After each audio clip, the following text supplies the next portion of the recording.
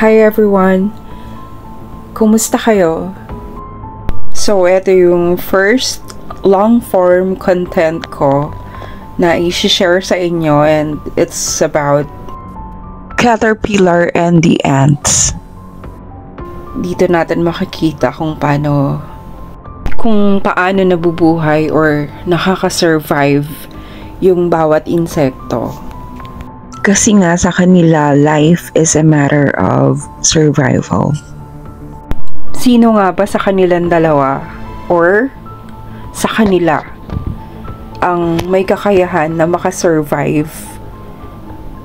Nakadepende ba sa laki or sa shapes nila?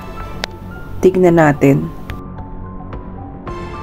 Kung di ka naman busy, panoorin mo na hanggang sa dulo para makita mo kung sino ba ang matatalo at kung sino ang mananalo. So ayan si Caterpillar, nagpapahinga siya. As you can see, ang ganda ng design ng katawan niya, yung color, ang aesthetic, 'di ba?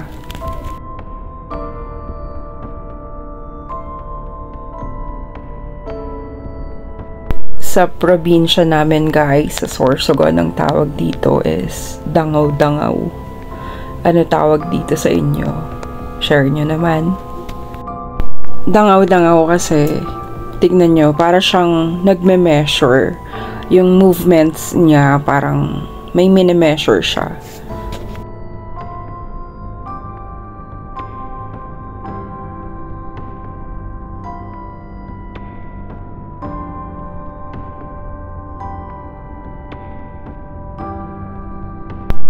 So, katulad sa tao, etong insekto na to, naglalakbay siya at sa bawat paglalakbay niya, may makakaharap siyang problema.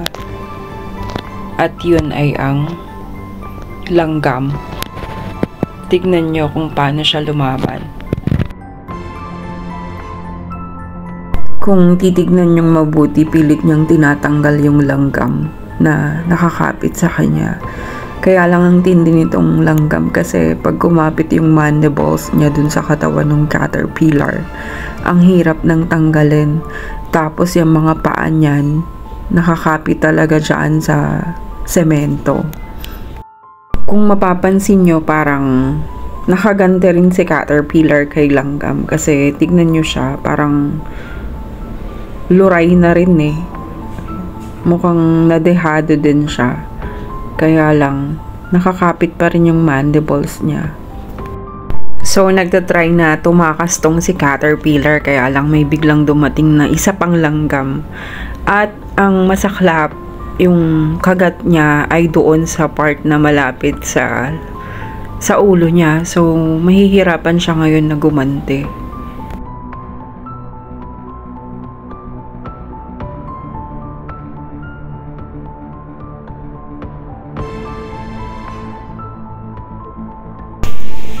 So, kahit nasasaktan na siya, gagawin niya, tatry niya pa rin na umalis, tumakas. Kahit na dalawang langgam na yung nakakapit sa kanya. Parang sa tao, di ba? Puputaktihin ka ng mga marites sa buhay mo. Pero, kailangan mong lumaban eh. So, go lang.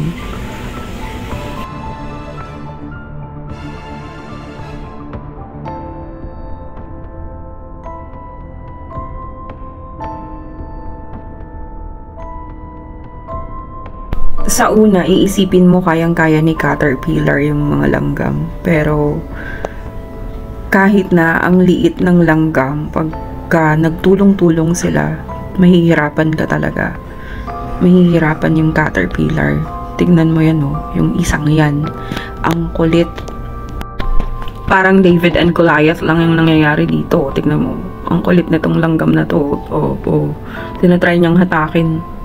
Ang laki-laki ni caterpillar, pero ayan hirap na siya.